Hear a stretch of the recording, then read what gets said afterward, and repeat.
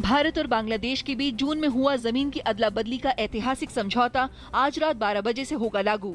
क्षेत्रों की अदला बदली भारत और बांग्लादेश में 1974 के सीमा समझौते के तहत की जाएगी। प्रधानमंत्री नरेंद्र मोदी की पिछले महीने बांग्लादेश की यात्रा के दौरान इस समझौते को पहनाया गया था अमली जामा। दिल्ली की विशेष अदालत ने कोयला घोटाला मामले में आपराधिक षड्यंत्र रचने के मामले में झारखंड के पूर्व मुख्यमंत्री मधु कोड़ा और 8 अन्य के खिलाफ आरोप तय करने के दिए आदेश। विशेष अदालत ने राज्यसभा सदस्य विजय दर्डा और 6 अन्य को आरोपियों के तौर पर किया सम्मन। दिल्ली सरकार ने गवाहों की सुरक्षा से संबंधित नीति को किया अधिसूचित। दिल्ली गवाह सुरक्षा योजना से महत्वपूर्ण मामलों में गवाहों की सुरक्षा हो सकेगी सुनिश्चित। मुख्यमंत्री अरविंद केजरीवाल ने ट्वीट कर बताया कि दिल्ली सरकार ने गवाह सुरक्षा नीति को अधिसूचित कर दिया है। दिल्ली ऐसा करने वाला पहला राज्य बन गया है। चक्रवाती तूफान कोमेन से निपटने के लिए पश्चिम बंगाल और ओडिशा में राज्य प्रशासन तैयार। मौसम विभाग के मुताबिक कोमेन के चलते शनिवार तक पश्चिम बंगाल, ओडिशा, मिजोरम, त्रिपुरा और असम में भारी बारिश का अनुमान। पूर्वोत्तर राज्यों में भी होगी भारी बारिश। चक्रवाती तूफान बांग्लादेश के तट पर पहुंचा। उधर ओडिशा में कई इलाकों में भारी बारिश को देखते हुए राज्य सरकार ने उत्तर और तटीय 5 जिलों के जिला कलेक्टरों को सतर्कता बनाए रखने को कहा। गुजरात में बारिश रुकने और बाढ़ का पानी घटने के बाद राहत और बचाव कार्य जोरों पर। राजस्थान में मारवाड़ और मेवाड़ में भीषण बारिश ने लोगों की मुश्किलें बढ़ाई। जम्मू में भी स्थानीय लोगों की मांगों के मद्देनजर बनाया जाएगा एम्स की तर्ज पर संस्थान। केंद्रीय स्वास्थ्य मंत्री जेपी नड्डा ने कहा, जम्मू कश्मीर के संतुलित विकास के प्रति सरकार प्रतिबद्ध। जम्मू के लोग स्वास्थ्य सुविधाओं के लिए एम्स की कर रहे थे मांग। बाजार में अगस्त सीरीज की शुरुआत जोरदार बढ़त के साथ की। सेंसेक्स और निफ्टी में तेजी देखने को मिली। मिड कैप और स्मॉल कैप शेयरों में अच्छी खरीदारी देखी गई। चीन के पूर्व वरिष्ठ सैन्य अधिकारी जनरल कुआन पोशियांग का नाम भ्रष्टाचार के एक मामले में आने के बाद उन्हें कम्युनिस्ट पार्टी से निलंबित किया गया। जनरल कुआन पर रिश्वत लेने और अपने प्रभाव का इस्तेमाल कर प्रोन्नति कराने का आरोप है।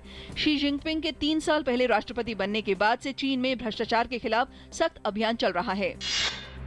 नेपाल में भारी बारिश के कारण हुए भूस्खलन से कल कई मकान ढह गए और 13 महिलाओं सहित कम से कम 33 लोगों की मौत हो गई। भूस्खलन के कारण पोखरा बांगलुंग राजमार्ग भी क्षतिग्रस्त। राहत कार्यों के लिए नेपाली सेना और नेपाल पुलिस को प्रभावित जगहों पर तैनात किया गया। कुछ महीने पहले हुए विनाशकारी भूकंप के कारण भूस्खलन का खतरा बढ़ा। ग्रीस की सिरिजा पार्टी सुधार के प्रस्तावों पर बढ़ती दिखाई दे रही है। मतभेदों को दूर करने के लिए और राहत पैकेज को सुरक्षित करने के लिए प्रधानमंत्री एलेक्सिस सिप्रास ने सितंबर में कांग्रेस की एक आपातकालीन बैठक बुलाई। एथेंस में हुई एक बैठक के दौरान पार्टी की केंद्रीय कमेटी ने कांग्रेस की बैठक बुलाने के पक्ष में मतदान किया। एजबेस्टन टेस्ट में ऑस्ट्रेलिया पर हार का संकट गहराया। दूसरी पारी में 168 रन पर गंवाए 7 विकेट। स्टीफन फिन ने लिए 5 विकेट। दूसरे दिन का खेल खत्म होने पर पीटर नेविल 37 जबकि मिशेल स्टार्क 7 रन बनाकर नाबाद लौटे। ऑस्ट्रेलिया को फिलहाल 23 रन की मिली मामूली बढ़त।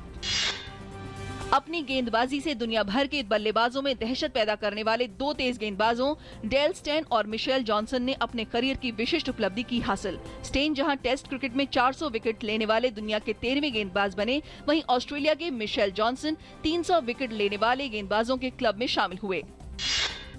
रजत चौहान ने विश्व तीरंदाजी चैंपियनशिप के कंपाउंड वर्ग में फाइनल में जगह बनाकर भारत के लिए पदक पक्का कर लिया है, जबकि लक्ष्मी रानी माझी महिलाओं के रिकर्व में कांस्य पदक के लिए प्लेऑफ में खेलेंगी। रजत ने कोलंबिया के कैमिलो कार्डोना को 143 से 138 से हराया। लक्ष्मी रानी ने भारत की एक और पदक जीतने की उम्मीदें जगा दी हैं। वे महिला रिकर्व के व्यक्तिगत वर्ग में कांस्य पदक प्लेऑफ मुकाबला खेलेंगी, जिसमें उनका सामना कोरिया की मिसुन चोई से होगा। ओडिशा के पुरी में 19 वर्षों के बाद भगवान जगन्नाथ के 13 दिन के नवकलेबर रथ उत्सव का आयोजन किया गया।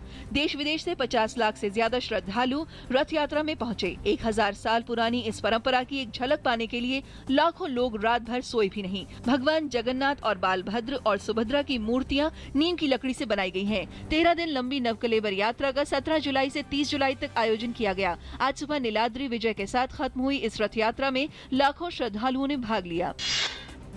आज गुरु पूर्णिमा है। इस अवसर पर देश भर में विभिन्न कार्यक्रमों का आयोजन किया गया है। गुरु को साक्षात परम ब्रह्म कहा गया है, इसलिए गुरु का स्थान सर्वोपरि है। यही कारण है कि प्राचीन समय से ही गुरु पूर्णिमा को बड़ी श्रद्धा और धूमधाम से मनाया जाता रहा है। प्रधानमंत्री नरेंद्र मोदी ने गुरु पूर्णिमा पर देशवासियों को शुभकामनाएं दी हैं।